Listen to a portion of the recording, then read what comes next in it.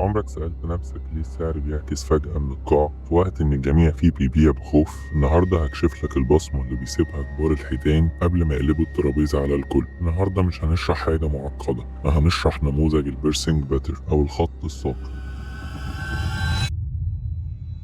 النموذج ده مش مجرد شمعتين، هو معركة نفسية تنتهي باستسلام البياعين، تبقى بداية انفجار سعري قادم. الفيديو ده هديك الخلطة السرية اللي بتخلي النموذج ده نسبة نجاحه تعدي 80%، وهعلمك ازاي تكتشفه قبل أي شخص عشان تدخل مع بداية الموجة مش في نهايتها. لو انت تعبت في الدخول في صفقات بتعكس عليك فالفيديو ده ليك. خلينا نشرح مع بعض نموذج البيرسينج باتر. ده يعتبر نموذج انعكاسي صاعد بيظهر بعد اتجاه هابط، فخلينا نشرحه مع بعض واحدة واحدة. أول حاجة هتدور عليها لازم يكون عندك اتجاه هابط. ونموذج البيرسينج باتر نموذج بيتكون من شمعتين. أول شمعة فيه لازم تكون شمعة هابطة، يليها شمعة فاتحة بجاب لأسفل، ولازم تقفل فوق منتصف الشمعة الهابطة. فتعالى نشرح السيكولوجي بتاع الشمعتين. أول حاجة لازم أكون شمعة أولى تكون هابطة وبقوة، ده معناه إن البياعين مسيطرين بالكامل والسوق مليان تشاؤم والكل متوقع الهبوط يستمر. الشمعة التانية تفتح بفجوة هابطة. في البداية تعتقد إن البياعين لسه مكملين الهجوم بتاعهم، ودايما المتداول المتأخر لسه بيقول ينزل تاني، لكن هنا تبدأ نقطة الدراما أو لحظة التحول أو قلب القصة. بدل ما يكمل السعر هبوط، المشترين يدخلوا بقوة غير متوقعة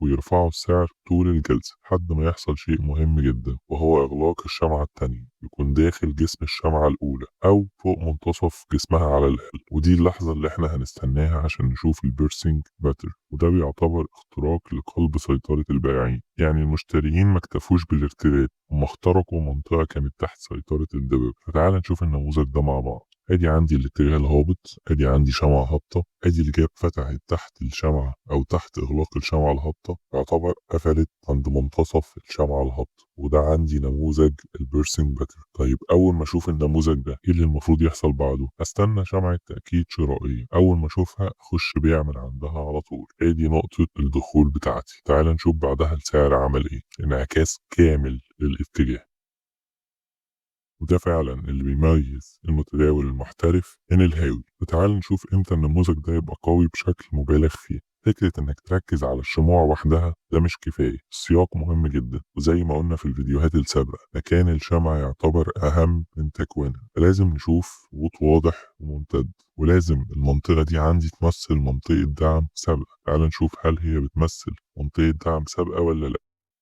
ادي يعتبر منطقة دعم عندي قوي، بس هو ده اللي انا بدور عليه. خلاص عندي هبوط واضح، عندي منطقة دعم قوية، اتأكدت من دخول المشترين بشمعة تأكيد شرائية بعد نموذج البيرسينج باتر. طب امتى يكون النموذج ده ضعيف؟ لو الإغلاق كان بالكاد فوق منتصف الشمعة الأولى، ومثلا الشمعة اللي بعدها ما قفلتش صاعد، كانت قافلة هابط واتكسر عندي النموذج ده يعتبر نموذج ضعيف. فدايما انتظر التأكيد، خلي عندك اتجاه يكون واضح، منطقة يكون فيها دعم سابق، الشمعة اللي بعد البيرسينج باترن تكون شمعة شرائية. وكل ده بيأكد لك إن النموذج قوي جدا وبالفعل هيعكس الاتجاه بشكل قوي. في النهاية خليك دايما فاكر الشرط بيتكلم لكن قليل اللي بيفهم لغته. نموذج البيرسينج باترن ده رسالة من السوق بتقول لك إن القوة الشرائية خلاص بتفوق، فما تتجاهلهاش، لكن خليك حريص. الاحتراف مش في معرفة النموذج بل في الصبر عليه حتى تكتمل الشروط بتاعته كاملة. طبق اللي اتعلمته النهاردة على حساب تجريبي الأول، وشاهد ازاي بتتغير نظرتك للشارت بعد كل فيديو بتتفرج عليه. لو شفت ان الفيديو ده ضاف لك قيمة ولو بسيطة متبخلش علينا بلايك وتشترك في القناة، لأن الفيديو الجاي هشرح فيه فخاخ كتير جدا بيقع فيها المتداولين.